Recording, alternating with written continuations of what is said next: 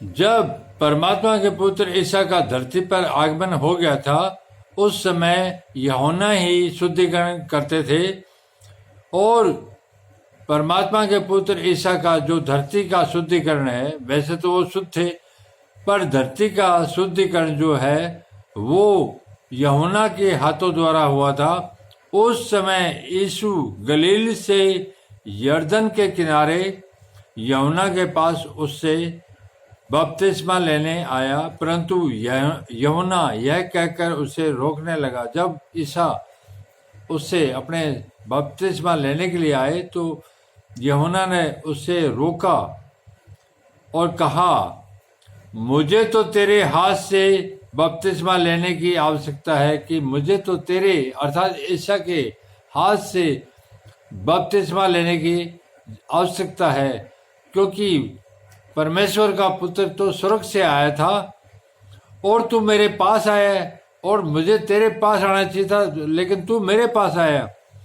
यीशु ने उसको यह उत्तर दिया, अब तो ऐसा ही होने दे, क्योंकि हमें इसी रीति से सब धार्मिकता को पूरा करना उचित है। आगे ईसा ने कहा यूहन्ना से कि अब तो इसी रीति से होने दे, क्योंकि धार्मिकता को, धरती की धार्मिकता को पूरा करना उचित है। तब उसने उसकी बात मान ली और यीशु बपतिस्मा लेने तुरंत पानी में से ऊपर आया, और देखो उसके लिए आकाश खुल गया और उसने परमेश्वर के आत्मा को कबूतर के समान और अपने ऊपर जाते देखा।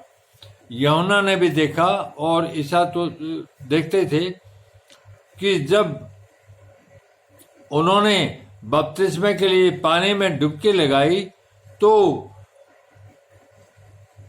परमेश्वर की आत्मा उनमें प्रवेश कर गई और कबूतर के समान उतरते और ऊपर जाते आते देखा।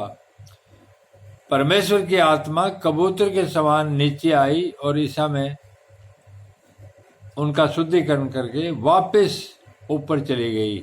और देखो यह आकाशवाणी हुई, उसके बाद यह आकाशवाणी हुई, यह मेरा प्रिय पुत्र है जिससे मैं अत्यंत प्रसन्न हूँ। ये परमेश्वर का आकाश से वचन था, जो जीवित वचन है। सबने सुना था कि यह मेरा प्रिय पुत्र है जिससे मैं अत्यंत प्रसन्न हूँ।